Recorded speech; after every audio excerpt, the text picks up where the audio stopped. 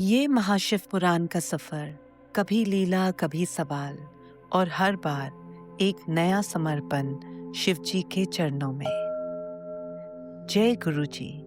सुनने और जुड़ने वाली सारी संगत को मेरा प्रणाम। पिछले एपिसोड में हमने बिंदुका की मुक्ति की कथा और महात्म्य के अंतिम चैप्टर्स को सुना था।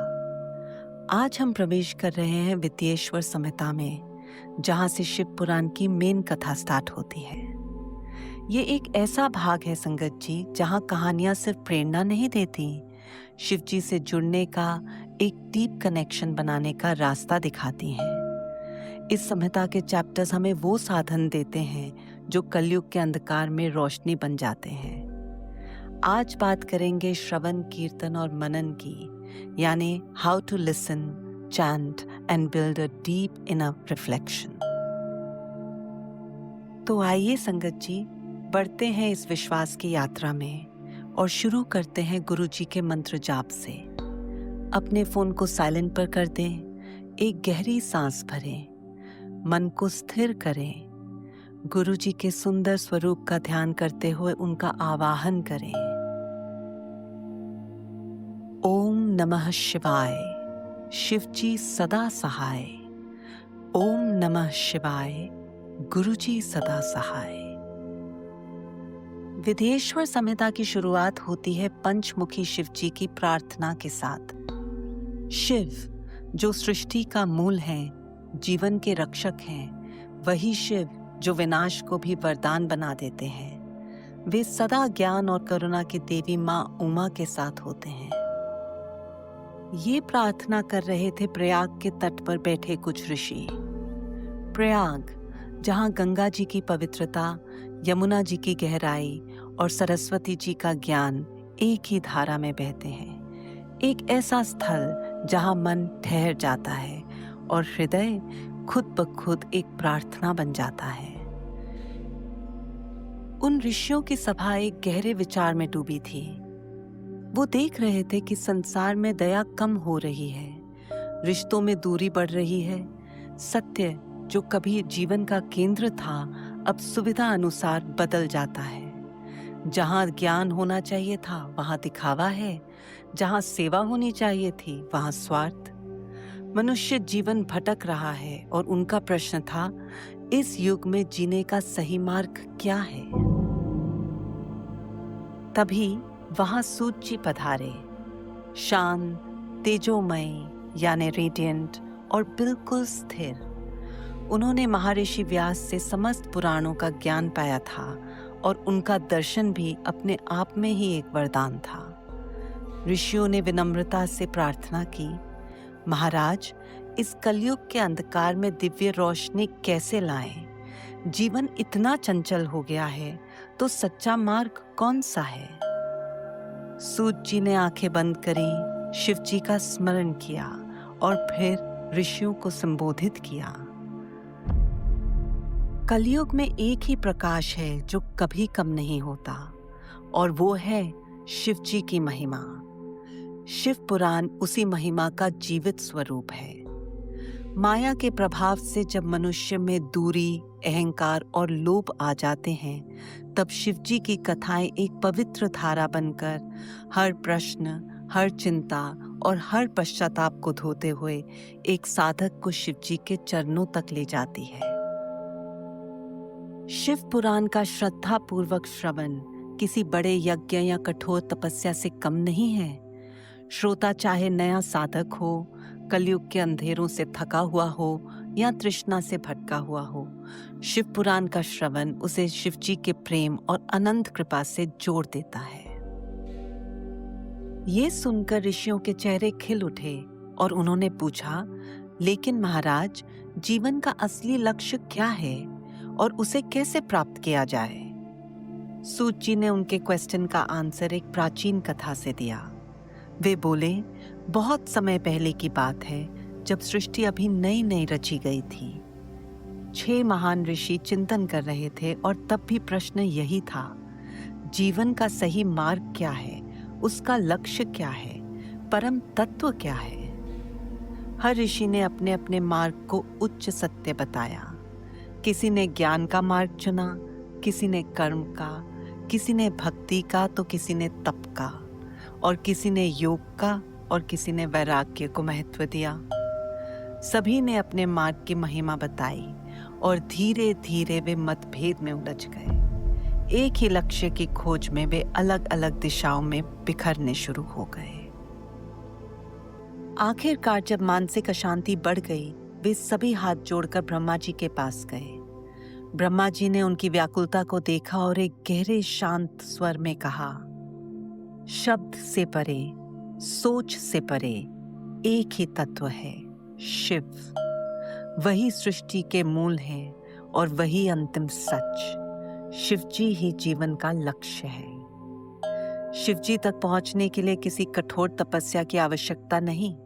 शिवजी स्वयं प्रेम में रहते हैं और उन तक पहुंचने का एक ही मार्ग है और वो है भक्ति।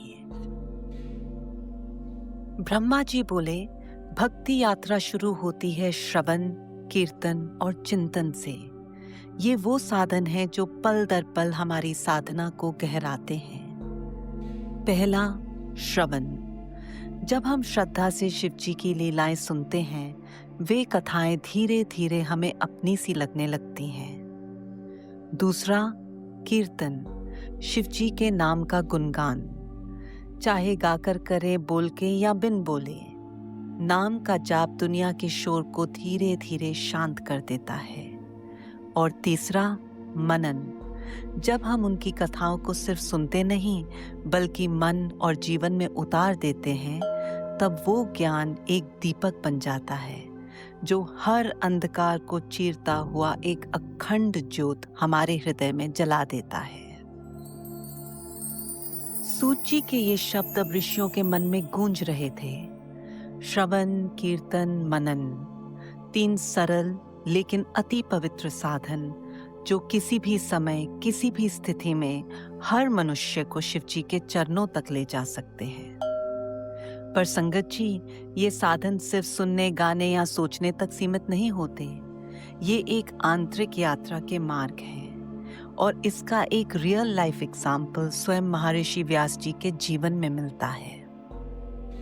कथा को बढ़ाते हुए सूत जी ने कहा, मेरे गुरुदेव महर्षि व्यास जी, जिन्होंने स्वयं वेद और पुराणों की रचना की थी, एक बार अशांति से घिर गए।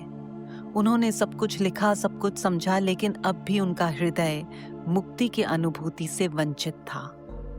इसी चिंता में वे घोर तपस्या में लग गए और एक दिन वहां सनत कुमार पहुंचे। सनत कुमार ने व्यास जी से पूछा, हे ऋषि, आप इतनी कठिन तपस्या क्यों कर रहे हैं? क्या पाना चाहते हैं आप? व्यास जी ने हाथ जोड़कर कहा, मुक्ति पानी है, पर कैसे पाएं ये समझ नहीं आता। तब सनत कुमार जी ने एक गहरा सत्य उनके सामने रखा और कहा, ये कठिन साधनाएं भी तब तक फल नहीं देती जब तक साधक का मन शिवजी के तत्व पर केंद्रित ना हो जाए। उन्होंने कहा, एक समय था जब मैं भी मुक्ति की खोज में लगा था। तब शिवजी के आदेश पर एक दिव्य अतिथि मेरे पास पहुंचे, शिवजी के प्रिय करुणामय नंदिकेश्वर महाराज, और उनकी कृपा से मुझे मुक्ति का साक्षात मार्ग प्राप्त हुआ। शिव तत्व को बुद्धि से नहीं, अनुभव से प्राप्त किया जाता है और उस अनुभव के सर्वश्रेष्ठ साधन हैं श्रवण, कीर्तन और मनन। श्रद्धा, समर्पण और निष्ठा से किया हुआ ध्यान ही शिवजी का एहसास है और यही 3 साधन उस ध्यान का पहला मार्ग है। सनत कुमार जी की कथा सुनकर व्यास जी का उलझा मन अब शांत हो गया और उनकी मुक्ति की यात्रा शुरू हो गई। इसी परंपरा में ये ज्ञान सूत जी के माध्यम से ऋषियों तक पहुंचा और अब हम तक। संगत जी, जब सूत जी कहते हैं कि शिव पुराण सिर्फ एक ग्रंथ नहीं, शिव जी का जीवित स्वरूप है, तो वो हमें याद दिला रहे हैं कि मुक्ति बुद्धि से नहीं, हृदय से, भक्ति से, श्रद्धा से प्राप्त होती है। शिव पुराण एक प्रार्थना की तरह है जो हर शब्द के साथ मन को ठहराती है और हर दिन हमें उस रास्ते पर चलना सिखाती है जो अंत में हमें हमसे ही मिलवा लेता है।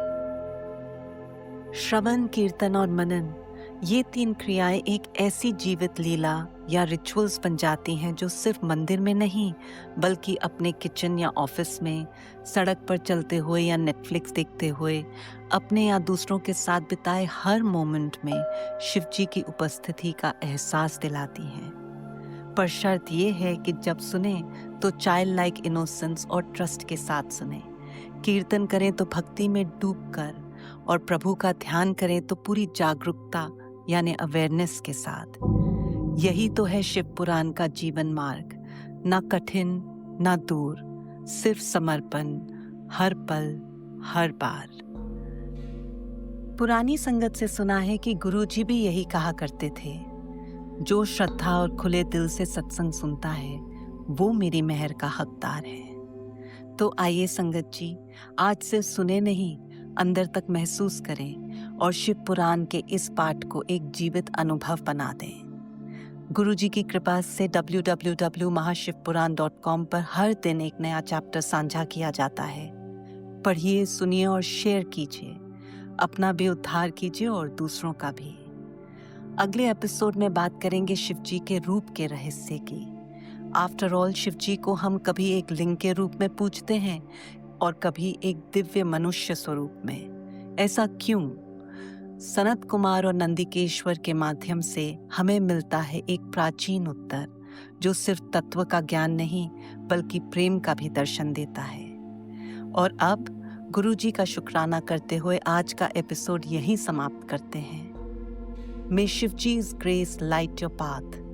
Begin where you are, and Mahashiv Puran will meet you right there. Shukrana Guruji. Thank you Sangat ji. Jai Guruji.